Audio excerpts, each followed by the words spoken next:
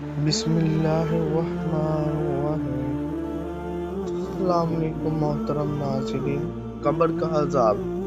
فرمان مصطفیٰ صلی اللہ علیہ وآلہ وسلم، جو شخص چوری یا شراب خوری یا زنا میں مبتلا ہو کر مرتا ہے، اس پر 2 سال مقرر کر دیے جاتے ہیں جو اس کا گوشت نوچ نوچ کر کھاتے ہیں۔ حدیث نمبر 2۔ رسول اللہ صلی اللہ علیہ وآلہ وسلم 2 قبروں کے پاس سے گزرے تو آپ صلی اللہ علیہ وسلم نے ارشاد فرمایا، ان دونوں قبر والوں کو عذاب ہو رہا ہے، اور عذاب بھی کسی بڑی چیز پر نہیں۔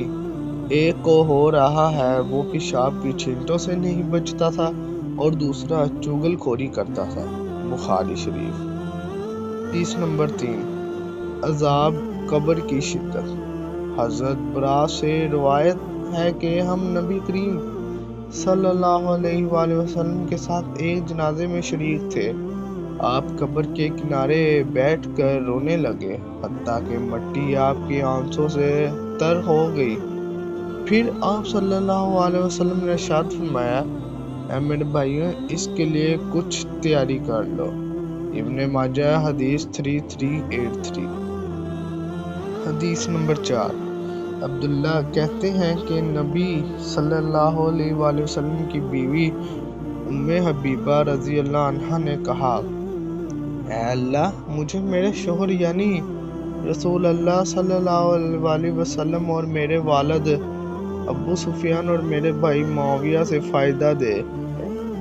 تو نبی صلی اللہ علیہ وسلم نے فرمایا، تم نے اللہ سے مقرر شدہ مدتوں اور گنے چنے ایام اور تقسیم شدہ رزق کا سوال کیا ہے۔ ان میں سے کسی چیز کو وقت مقرر سے مقدم یا وقت مقرر سے مؤخر نہیں کیا جاتا، اور اگر تم اللہ سے سوال کرتی کہ وہ تمہیں آگ کے عذاب یا قبر کے عذاب سے پناہ دے تو بہتر اور افضل ہوتا۔ صحیح مسلم 6770۔